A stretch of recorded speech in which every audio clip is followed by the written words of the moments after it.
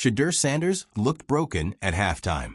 After weeks of battling unseen demons, spiritual exhaustion, mental strain, pressure from fans and critics alike, he sat in silence while his team trailed. But something shifted. Not on the field, but within him.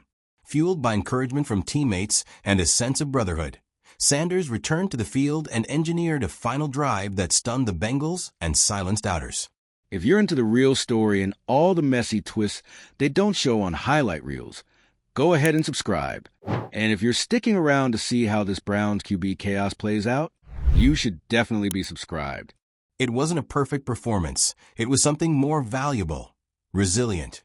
That resilience didn't go unnoticed. Myles Garrett, the night's headline maker with a record-breaking sack performance, turned the spotlight toward Sanders in his post-game address. His recognition was more than symbolic. It was a statement of belief. Cleveland isn't just building around talent. It's building around toughness, vulnerability, and respect. This was more than a game. It was a foundation being laid publicly and powerfully. In front of the mic and dropped the bombshell. Not with arrogance, not with trash talk. Just calm, collected admiration for the rookie quarterback that had just helped pull off one of the most memorable wins of the Brown season.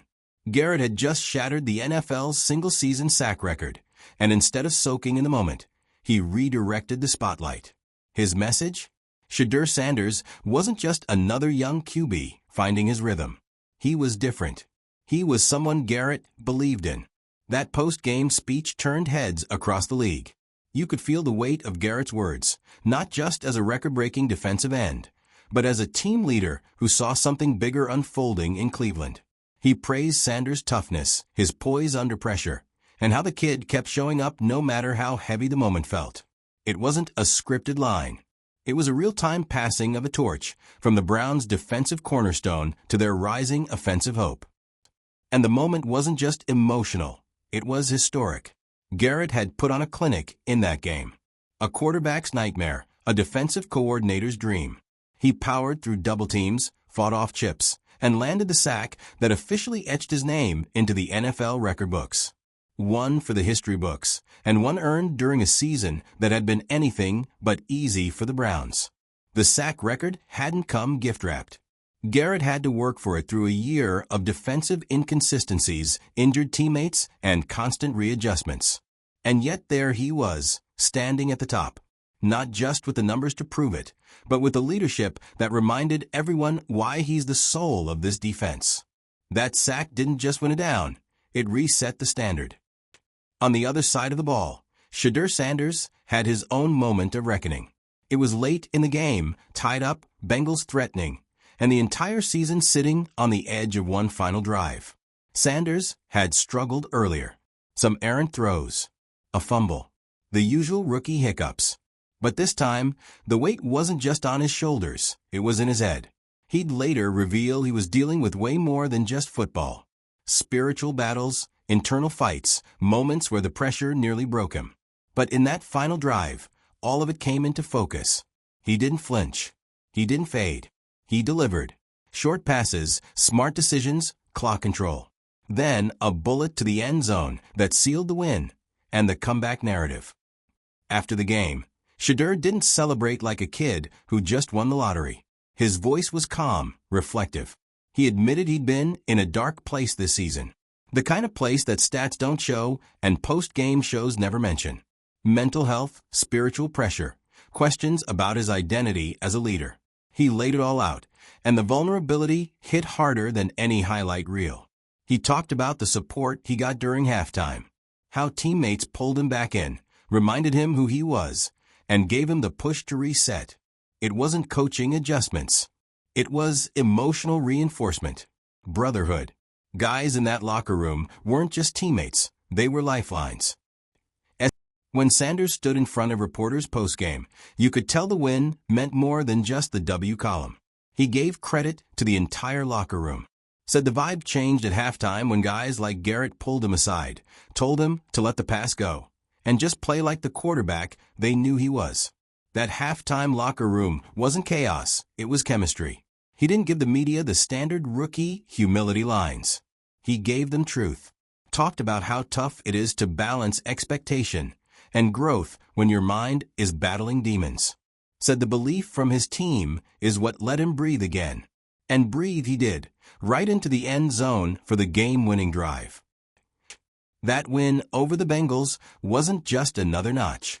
It was a signal, a statement, a turning point. Myles Garrett and Shedeur Sanders didn't just play well, they embodied a culture shift. The Browns had spent seasons chasing something more than talent, identity. That night it showed up. From kickoff to final whistle, you could see a team playing for each other. Garrett's sacks weren't just stats, they were momentum swings. Sanders' final drive wasn't just a comeback, it was personal redemption. And when the confetti settled and the media blitz began, the real story wasn't in the scoreboard. It was in how they talked about each other. The locker room celebration after the game felt different. No cliques, no chest thumping, just a bunch of guys who knew they'd done something bigger than win a football game. They'd pushed through doubt, through criticism, through personal battles that nobody outside the team really understood. You had veterans hugging rookies, coaches tearing up, and in the center of it all, Garrett and Sanders. One man at the peak of his career, the other just starting, but both fully aware that what happened on that field meant something real. Not just for them, but for the entire future of Cleveland football. Sanders said it clearly. He had to relearn how to trust himself, not just as a quarterback, but as a person, that even when his mechanics failed him, his spirit had to carry him. He talked about how his lowest moments came off the field, in the quiet parts of the season when the lights weren't on and the pressure was still suffocating. He didn't shy away from the truth. Said he needed that moment against the Bengals to remind himself that pressure doesn't mean panic. It means opportunity. And that mental toughness is what separates flash-in-the-pan rookies from long-term leaders. That game wasn't his breakout, it was his. Garrett, meanwhile, kept the spotlight off his own record. Said what Sanders did was bigger than a stat line, bigger than his own historic night. Called him the future. Said watching Sanders keep composure in the hardest moments reminded him why leadership can't just come from age or accolades. It has to be earned through adversity. He said real leaders don't just perform, they elevate the people around them. And in that game, Garrett believed Sanders did exactly that. He didn't just score. He didn't just win. He made everyone believe again. That image of Garrett raising his fist after the sack, then jogging to the sideline and pointing to Sanders on the bench, it said everything. This wasn't about personal greatness. It was about collective growth. A team finally finding rhythm, clarity, and hope after seasons of confusion. That Bengals win gave fans something to rally around. It wasn't perfect football. It was gritty. It was emotional. And above all, it was human. Garrett breaking records. Sanders breaking through. And the Browns, finally, breaking out of the shadows. That final drive didn't start with fireworks. It started with pressure. The Bengals defense came in expecting to rattle the rookie. They'd done it before. And for the first half, it looked like they might do it again. Sanders had taken a hit on a blown protection earlier. You could see him slow to get up. But there was no trainer run out, no dramatics. Just a deep breath and back to the huddle. That's what made it even more surreal when he came alive in the last few minutes. No panic, just presence. Short throws to the sideline. Quick audibles. Every move calculated. It was like he had finally tuned out the noise, the external doubts, the internal struggle, and locked in. When the ball left his hands for that go-ahead touchdown, the stadium erupted. But Sanders? He walked off like he'd just finished another rep at, and once again, Garrett was watching it unfold like a proud older brother. In post-game interviews, he didn't rush to the usual sound bites. He leaned in, talked about how he saw Sanders process the moment, how he could tell the rookie had been going through something deeper this season, and how that final drive proved he was learning how to overcome, not just compete. Garrett said leadership isn't just about yelling in the locker room. It's about surviving storms, staying grounded when you're drowning in criticism. And what Sanders did wasn't luck, it was resilience.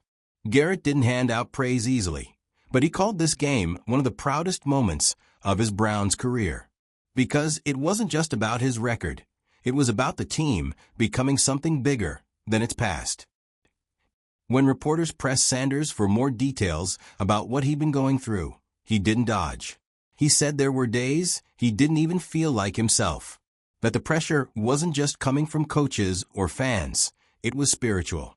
He said he felt like he was fighting battles nobody could see, and sometimes the hardest part was pretending everything was fine just to get through another game week. He credited guys like Garrett for helping him remember who he was.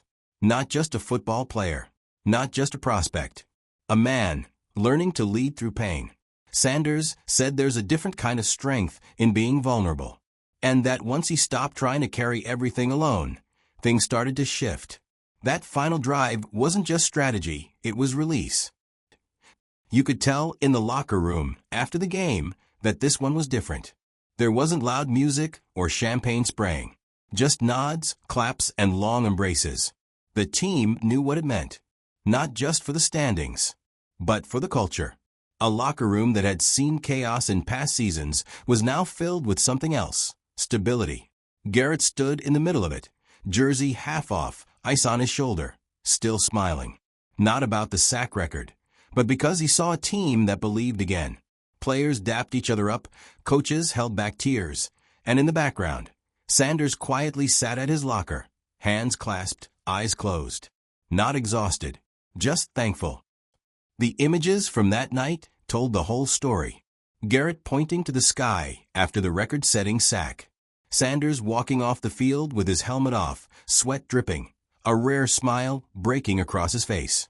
And then the two of them together in the tunnel, one man at the top, one just getting started, united not by flash, but by fire.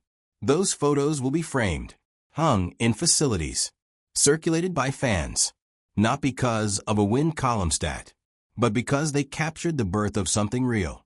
Cleveland, long seen as cursed, found two leaders not afraid to talk about struggle and not ashamed to show emotion. That's not normal in this league, and that's why it matters. Sanders was blunt in his media round the following week. Said he didn't want to be just another rookie story. That he knew people were watching, waiting to label him too emotional or too inexperienced. But he said if you want long-term success, you have to build from a real place. And for him, that place was pain. He wasn't afraid to admit the season had stretched him. He said that for a while, he didn't even enjoy football. That the love was fading. But something clicked when he stopped trying to be perfect and started being honest. And from that moment, everything changed. You could see it in the way he carried himself, in the way teammates looked at him, in the silence that followed every time he spoke. That's what leadership starts to look like. And it all unfolded against one of Cleveland's biggest rivals. That's what made it even more poetic. The Bengals had been the measuring stick for a while, quarterback swagger, playoff runs, national attention. But in this game, it was Cleveland who looked like the more mature team, the more connected team, the team with a future. Sanders didn't outduel a veteran. He outlasted him. He adjusted, adapted, responded. Garrett didn't just chase records. He forced the game to bend to him. And when it came down to those final minutes, the Browns weren't hoping. They were ready, because the emotional groundwork had already been laid. Re-watching that game, you noticed the body language. Sanders started the first half tight, shoulders high, helmet tilts, checking with the sideline too much. But after halftime, his posture changed. The cadence in the huddle changed. His confidence wasn't cocky, it was controlled. It wasn't about making highlight plays. It was about managing the moment, taking what the defense gave him, controlling the tempo, trusting the guys around him. And when he hit that final slant route over the middle, splitting the Bengals coverage and putting the Browns in field goal range, there was no wild celebration. Just a point to the sideline, a nod, as if to say, I told you I'd get us there. Garrett noticed that. He said later that watching Sanders compose himself like that reminded him of vets he grew up watching. The kind of guys who knew when to dial it up and when to just keep the clock running. Garrett said it wasn't just about talent anymore, it was about timing. And Sanders was starting to master it. He called it one of the most emotionally mature performances he's seen from a rookie in a Browns uniform. And that's not a throwaway compliment. Garrett's seen the carousel of quarterbacks in Cleveland. He's watched big names flame out. But what Sanders showed in that game, it had staying power. That's what gave Garrett hope, not just for this season, but for the franchise. Sanders said it best. This was bigger than football. He didn't mean it in a dramatic way. He meant it because it was. This was about reclaiming confidence, reconnecting with joy, proving to himself that he belonged. He said every time he doubted himself this season, someone in that locker room reminded him that doubt was part of the process. And when the moment came to deliver, he didn't need to be flashy. He just needed to be present. The game-winning drive wasn't a miracle. It was the result of emotional groundwork, spiritual struggle, and team support. That's why it mattered. That's why the post-game tears in the locker room weren't just about football. They were about healing. You can go through the photos from that night and trace every moment like a highlight reel carved into history. Garrett on one knee after the sack, helmet cradled in his arm, not even smiling, just soaking in the gravity. He wasn't celebrating a record. He was honoring a mission. And when he stood up and pointed to the sky, it wasn't about him anymore. It was a nod to everything it took to get there.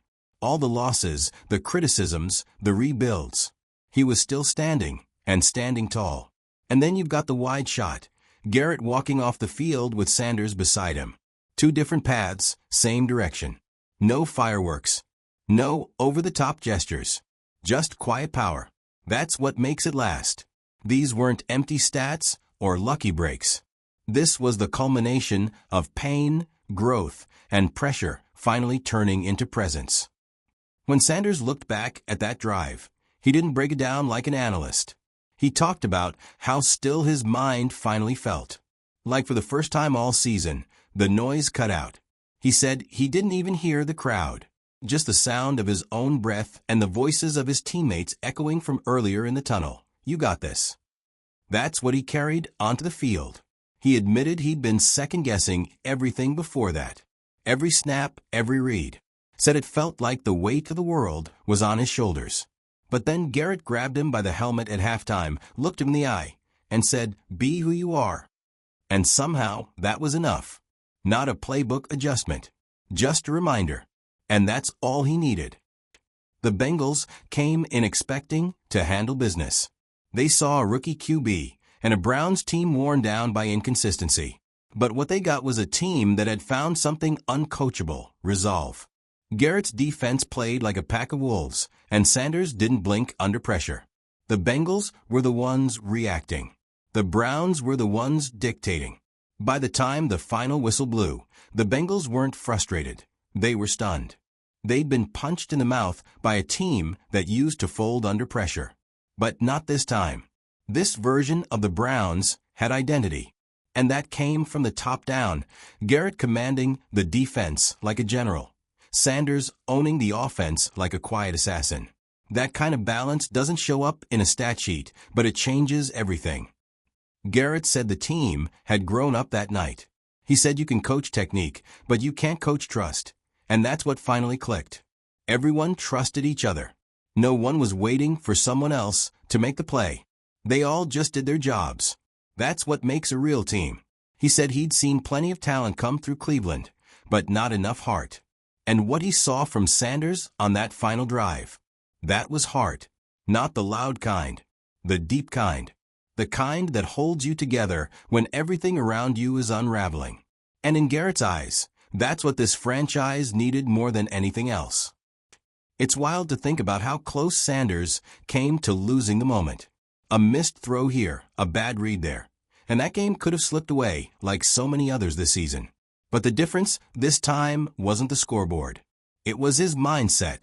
He stopped trying to win the game on every snap. He started playing with the team instead of carrying the weight for it. That's why it worked. The offensive line kept him clean, the receivers got open, and Sanders trusted them. He didn't panic when a play broke down. He moved the pocket, kept his eyes downfield, and found the check down when he needed to. It wasn't flashy. It was surgical. And that's what broke the Bengals down. one small cut at a time until the wound was too deep to close. Later, Sanders was asked what changed. He said, "I stopped trying to be Superman. I just decided to be consistent." That right there? That's growth. He wasn't looking for headlines or heroics. He was looking for stability. And that's exactly what the Browns had been missing for years at quarterback. Someone who could bring calm in chaos. He credited the locker room again. Said those guys showed him love when he couldn't even love his own game. Said they saw something in him before he could see it in himself. And when that belief finally connected, the result was undeniable. Not just in the stat line. In the eyes of every player who walked out of that locker room with their head held high. The post-game environment didn't feel like relief. It felt like revelation. There was no sense of "we got lucky." It was "we finally figured it out." You could feel it. From the players to the coaching staff, to the equipment managers walking through the tunnel with tears in their eyes. This wasn't just about one win. It was about finally seeing all the struggle build into something real. The Browns have had moments before. Flashy wins, big plays, viral highlights. But what made this night different was the substance. There was weight behind the performance. You had a defensive legend proving he's not done writing his story. And you had a rookie QB showing he's got more than talent, he's got spine. Garrett said one of the proudest moments of his career wasn't the sack. It was seeing the sidelines reaction when Sanders took that knee at the end.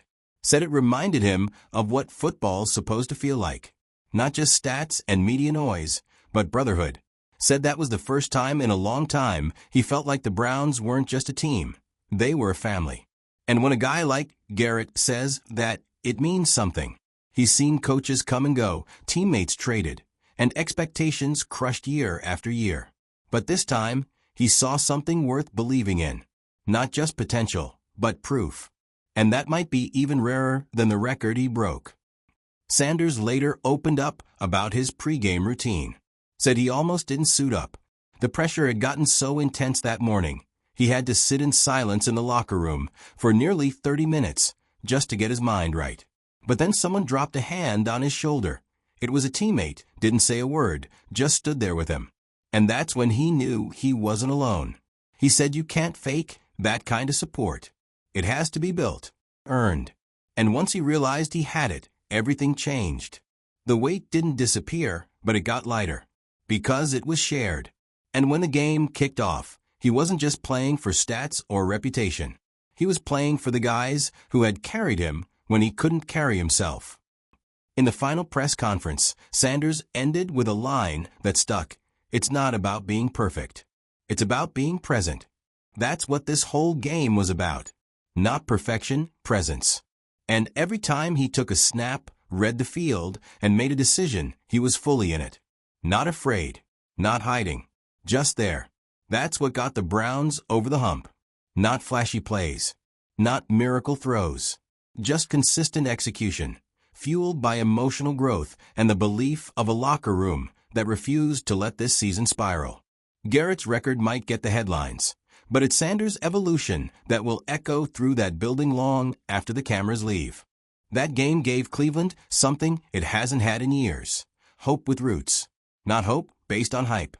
Hope based on leadership, resilience, and earned respect. If you felt that too, drop your thoughts below. Let's talk about it.